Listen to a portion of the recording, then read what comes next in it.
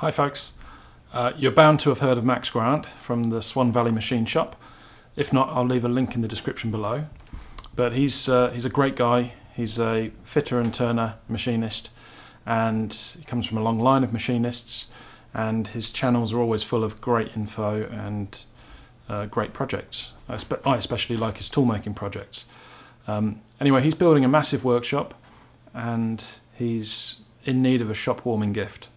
So some other guys on YouTube had got together and decided to build some jacks for him, some machine jacks, and Matty got in touch with me and said, would you like to build a box for this project? And I said, of course I would, and I think I was the slowest of the lot. So I'm sorry for holding everything up, but we got it made, and I didn't have time to video, but I did take some photos, and I'll leave you with that.